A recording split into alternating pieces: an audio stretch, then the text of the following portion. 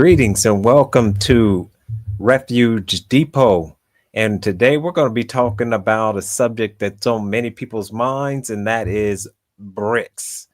What is BRICS?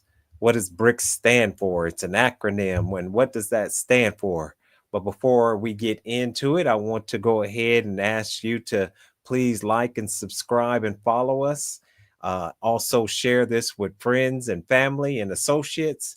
And let's get right on into it. I'm going to bring on my two co-hosts, and I'll start with first Mr. Sanford Whitlow. Greetings, brother. Hey, how you doing this evening, Steve? I'm doing good. I'm doing good. Good, I'm good. doing good. And I'll go ahead and bring on brother Aaron Olinger. Greetings, brother Aaron. How you do, Steve and Sanford? Hey, what's going Yes. on here? All right.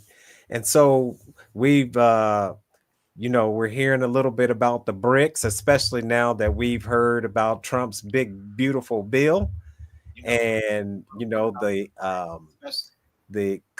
I guess the now the squabble between him and Elon, it's getting to be messy. And so let's go ahead and just get into this BRICS and see what, if any, a threat that it might be to the dollar and what we are knowing as what's called the de-dollarization going on in the world.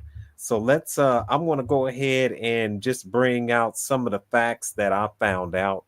And BRICS is an acronym that was coined in 2001 by Goldman Sachs chief economist Jim O'Neill.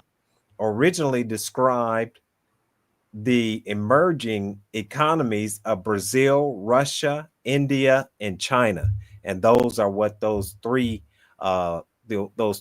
letters stand for. BRICS is Brazil, Russia, India, and China, and the S on the end stands for South Africa. Uh, Term became shorthand for the emerging market giants. Inaugural BRICS summit was held in Russia in 2009 in response to the global financial crisis. South Africa joined in 2010, making it BRICS with an S. So that's just a little bit of the history of BRICS and how it formed. And now, we saw it as being just a small mustard seed with no relevance till today, where people are asking, will BRICS be able to come up with an alternative currency that will replace the dollar on the global market? And so would you all like to add anything to that as far as your understanding of how BRICS came into being? Well, I agree with you, Steve. It was established in 2009, and it was basically founded on the premise that international institutions were dominated by Western powers and ceased to serve developing countries. And I mean, the emerging economies were looking to improve their status in the global order. They're looking to move up the rankings. Mm-hmm. And based upon the current system, it was actually holding them down. So they were looking for a way to go up against the dollar, against America and Western powers to be recognized in the world. So they formed their own trade union, basically. Mm-hmm. Yeah, Brother Sanford, you got anything you want to add to that as far as? Well, I mean, you basically covered where it came from and what the ideology of it is. So, no, both you gentlemen have exactly what it's made up of. Right. So when we look at the BRICS nations, let's look at some more facts that have come out. So the BRICS countries make up 40% of the world's population. And some people have heard of the expression the global south. And so a lot of the BRICS nations are made up of the global south, with, of course, the exception of Russia. But, when you think about Russia, Russia has always been that black sheep when it comes down to the North. And so here we have a population, the BRICS making up 40% of the world's population, predominantly an economic partnership rather than a political alliance. So the BRICS, from what I understand, is different than the G8, or is it the G7? It's one of them G's, but it's different than that in that, it's more of a collaboration than it is where one nation is basically setting the rules for the other nation. So um, that's something that's interesting. It developed as developing economies sought a greater voice in managing the global economy. So first, let's get an understanding of the American dollar and how it is the global currency exchange, if you will, between nations. And so a lot of nations, when they do like international trading, they do it with the dollar. And because the dollar has been used by the government of the United States as a weapon in the form of sanctions, in the form now of Trump's tariffs, a lot of these nations are looking for alternative ways to do global exchange without using the dollar, to where they're either penalized or outright um, prohibited from doing any type of global economy or business. If you all want to chime in on that. Well, I would like to add to that the Bretton Woods Agreement at the end of World War II established the American dollar as the world currency. Great Britain's British pound was the world currency then, but at the end of World War II, Europe was trying to rebuild and was under extreme financial distress. The United States, as a manufacturing entity, was totally sound. There was none of our factories were bombed, and none of our cities were sitting in ruin. So it just made sense back then for the American dollar to be the world economy. I mean, the world economic system to be founded on that. Then later in 72 or 73, Henry Kissinger negotiated a deal with OPEC countries, mostly Saudi Arabia, and set up what was called the OPEC deal. And it was the petrodollar agreement. Mm-hmm. And any oil purchased from Saudi Arabia or certain countries that was on that program would have to be bought in American dollars. So that again strengthened us because we went off the gold system, which put us in a weak position, and our economy was tanking back then. So Henry Kissinger pulled a rabbit out of a hat with this OPEC oil deal. I mean, this petrodollar agreement. So that set our dollar up to have absolute power. So now if nations wanted to trade on the world market and they wanted to buy oil, they had to buy US dollars from us to have a certain amount of US dollars in reserve so that they could deal on the world market. Mm-hmm. Now, in the notes that I have, Steve, I've got that BRICS is controlling 40% of the global economy. I mean, technically, India and China has the two largest populations in the world.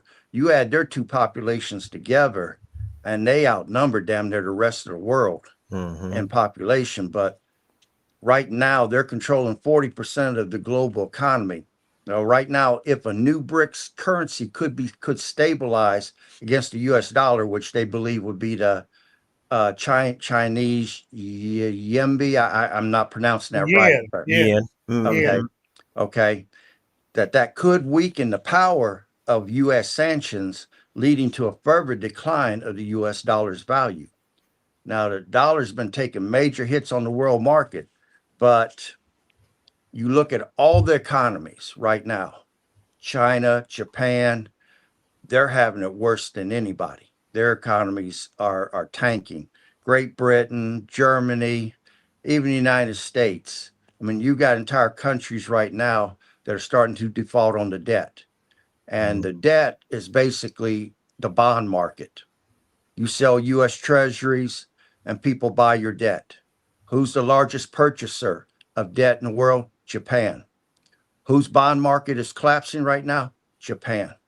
Because no one can afford to buy their debt. Everybody's economy is so heavily in debt right now that even though Japan was buying everyone's debt, and then China, then Saudi Arabia followed behind them, that when they got into trouble, there was nobody to buy theirs.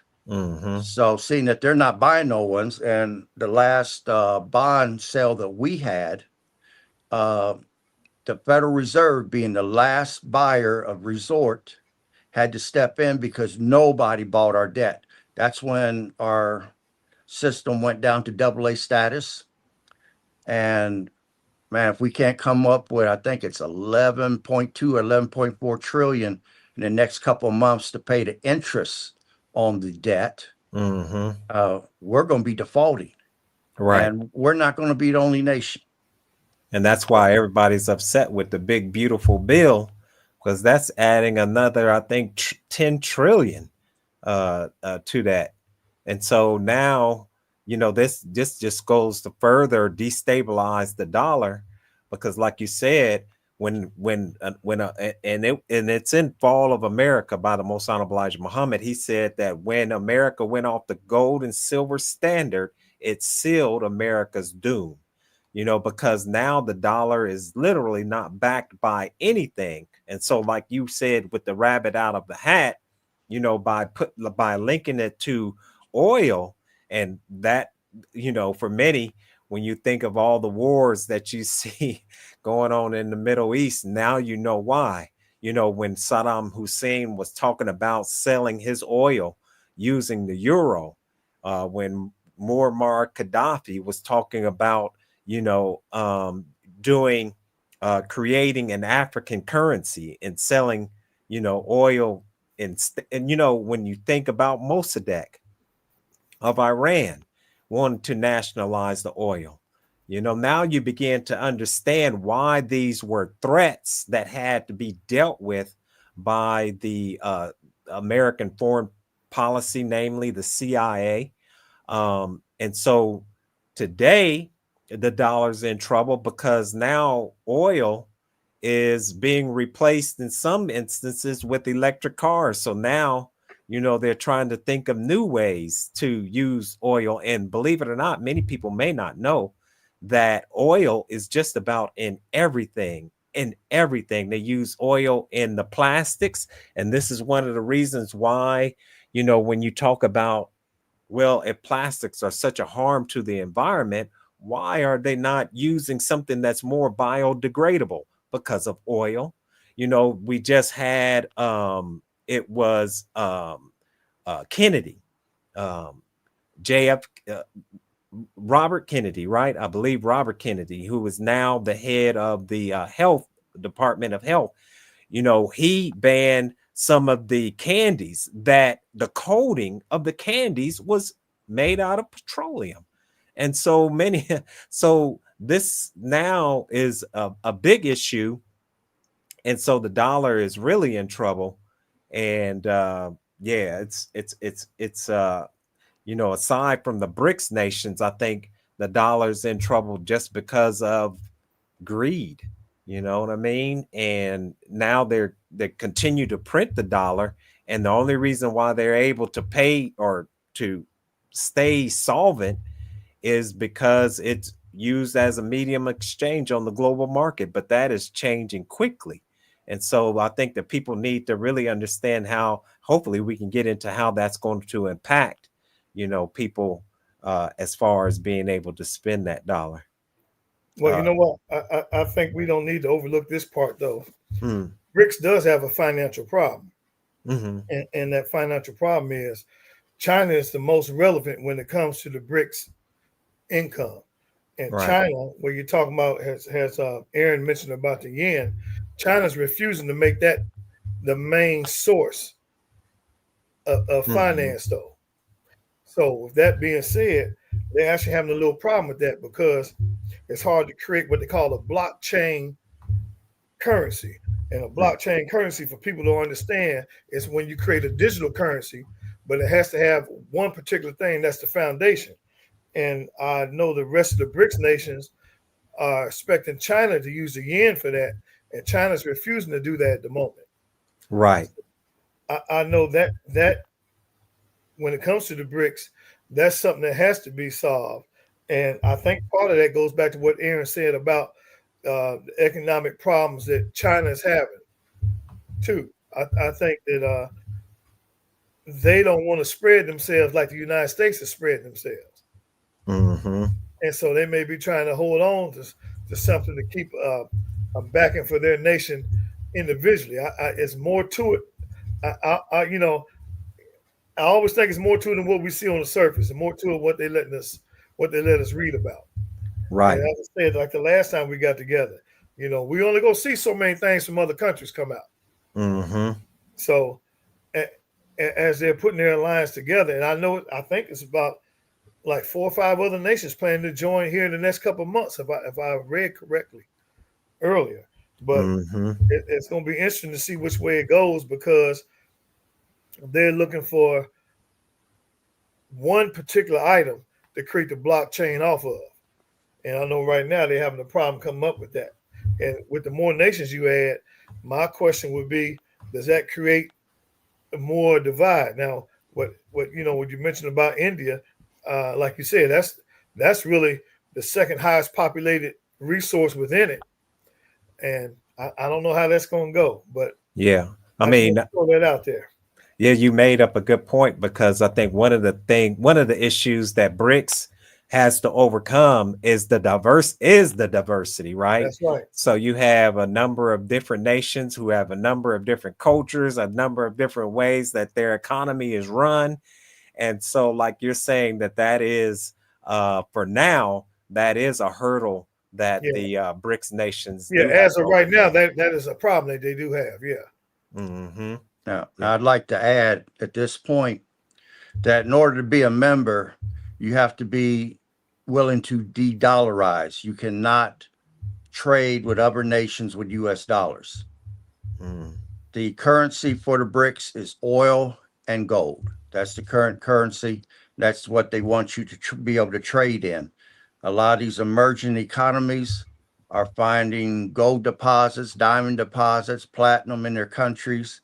I mean, Uganda just recently discovered, I think it was 110 million metric tons of gold.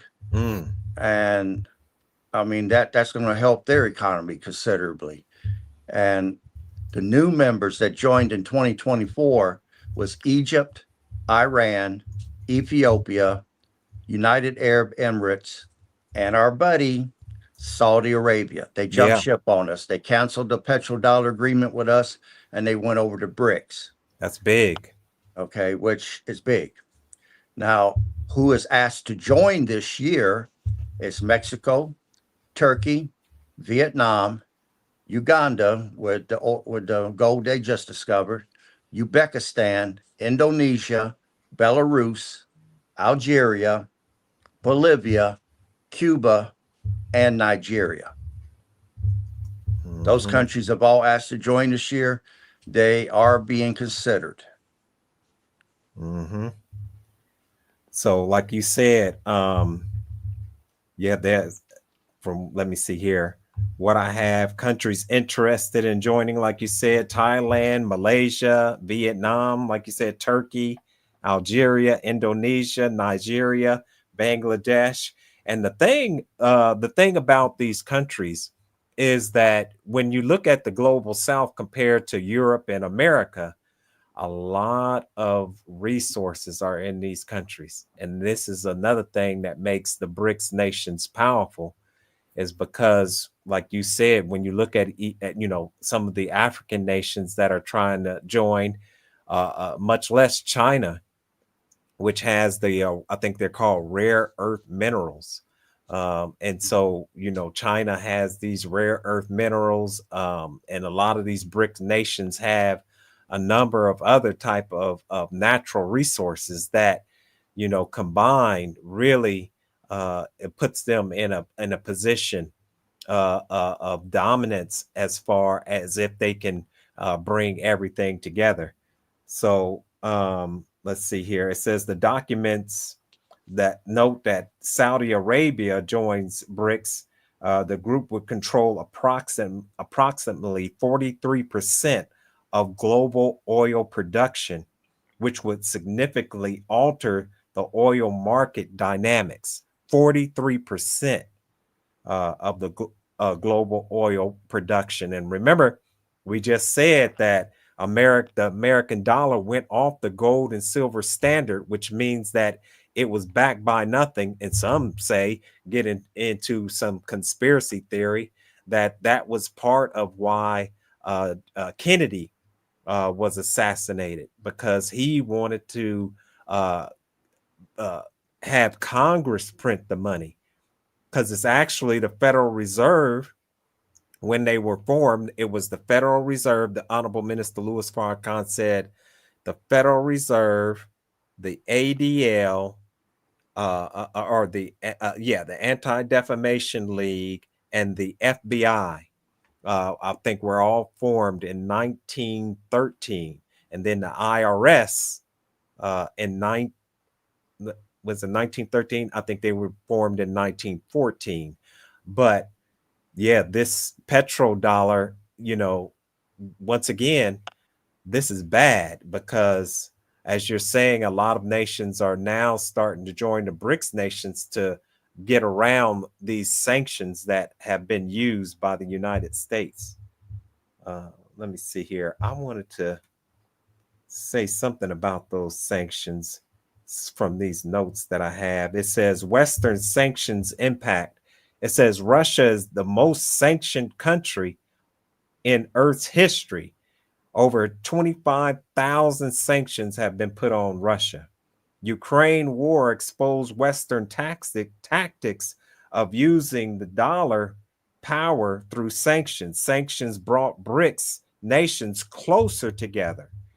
This is the consequence of West's own overly aggressive policies of using the dollar, which should have been a neutral resource used by every nation. But America, once it began to use it as a weapon, then of course, who wants to be under the threat of sanctions? In some cases, these countries had their monies in banks and weren't able to get their own money. So yeah, this is not good, using a dollar as a weapon, because now, what nation is going to, it's no turning back. What nation is going to be able to trust the United States when it comes down to the dollar moving forward from what we're seeing in the global news? But let's see here. Let's Well, see. I think the problem is, though, with the BRICS, like I said before, the fact that China is reluctant to make their currency global. There's a reason for that. Right. So, as the BRICS has what appears to be some economic power they can draw together, until they can come up with an ideology, and it goes to what you said, Brother Steve, ideology that they have the same train of thought. So when you bring those heavyweights in, like Saudi Arabia, when UAE, those heavyweights get in there, it's going to be interesting to see if they truly can come together, though. See, I don't know if that's going to be able to be completed. I don't know. Right. No, it's not going to be. And I'm going to tell you why. One, you cannot have a world currency that's being sponsored by a nation that is defaulting on their loans. That's a problem right there in itself. China and Japan is buried right now, so they can't hope. And then China tried to defeat us with their currency war that they've had with us past few years. And the dollar is still standing strong because they cannot stabilize a common currency. You look at the European Union, they all came together under one currency. Now, all the nations thought, well, this is going to be good for all of us because it's going to help us move up. Nope. It put a lot of those countries into the poor basket because their economies were not equal. Great Britain and Germany had the strongest economies. And when they equalized it out, those got moved up. Everybody else got put down underneath them. And they went in under the euro. The Chinese money, even though they've been buying up more gold than anybody right now, is not strong enough yet because of the debt that nation is under, and their bond markets and stuff, which is their debt market, is collapsing. Same way with Japan, it is collapsing. Then you've got India going behind China's back, principal founder of the BRIC Alliance, making a deal with the United States to start manufacturing for us so we don't need China no more. Then South Africa has found gold and diamonds in their country, so they're trying to cut some side deals. Saudi Arabia is trying to be on the BRIC Alliance, but because the American dollar is being a little stronger right now, and because Iran, who's a member now, has threatened to bomb them in the event that they get into a war with Israel, they're going to bomb Qatar, they're going to bomb Saudi Arabia, they're going to bomb Jordan. These are your Arab brothers, and you're going to drop bombs on their refineries and their oil wells. So now that's bringing them back. That whole alliance is fractured right now. It's got a bunch of cracks in it. And even though the 16th meeting held in Kazan, Russia on October 22nd to the 24th of 2024, the theme was strengthening multilateralism for fair global development and security. But when we showed that we know how strong our markets are as a world buyer, these countries are all turning on each other to get access to the American market. Right. They know, there's nobody out producing China, but India is right on their back door, and they're trying to cut a side deal with us. Look at what's the name of that country? Nigeria, also a member. They're offering to sell us rare earth minerals. So is Ukraine. That cuts both China and India out of, and China is the principal producer of rare earth minerals, but Nigeria is offering to cut a side deal, and so is Ukraine. Everybody's cutting everybody's throat, and for what? Profit, money. Right. And that's what I mean. That's what I mean, Aaron. What I'm saying about it's a bigger problem. I mean, I know it's presented, it sounds good, but it's a bigger problem there than what it seems like, because I'm gonna go back to it again. There's a reason that China is saying you can't use my currency for the global Right. currency. Right. There's a reason for that. So as they unite, supposedly uniting and coming together, there's something that's not even adding up on a foundational level for a basic person to even understand. So it's going to be interesting. I think the ideal they have is a hell of an ideal now. I don't know. And what Brother Steve said earlier, I think the fact you got so many political bases, so many religious bases, that's going to be interesting to see what happens. I don't think it's going to roll as smooth as it appears on the surface. Yeah. And I think right now it's just a terrible time for everything in the world. Right. And so, like what you all are saying, it says that so the BRICS, right as this point, they are not going to kill the dollar, as we know and we can hear. There's still a lot of hurdles for them to climb, and they're still bringing on members, and so they definitely have to find some common ground between all of them. So, but the problem is, the real danger isn't the BRICS, but it's the slow erosion of the dollar reliance. So the dollar is weakening because people are becoming hesitant to use the dollar because of, like I said, it being weaponized. So let me look at this. It says, Let me see here. That slow erosion of the dollar. It says still dominant but slipping. Listen to this. It says 58% of global reserves, down from 71% in 2001. 88% of Foxit trades, 42% of SWIFT payments, but declining. BRICS economic weight rising. By 2028, BRICS could be 38% of global GDP versus the G7, which is 28%. And I'll let people know what the G7 is in a second. It says the dollar won't die, but it'll become less essential, like Microsoft in the tech world. So, Microsoft was the dominant as far as the tech world. Now, Microsoft is still around, but they're not that dominant as they used to be. And I don't know about the dollar, because if we do see the dollar slip, one of the things that the Most Honorable Elijah Muhammad wrote in The Fall of America is at some point we may see 100% inflation, because once again they're printing the dollar and the dollar is not backed by anything.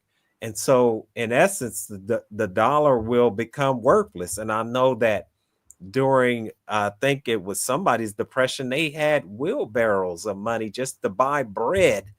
So, I mean, this might be the situation with the decline of the dollar. If the government continues to go down the path that it's going with this.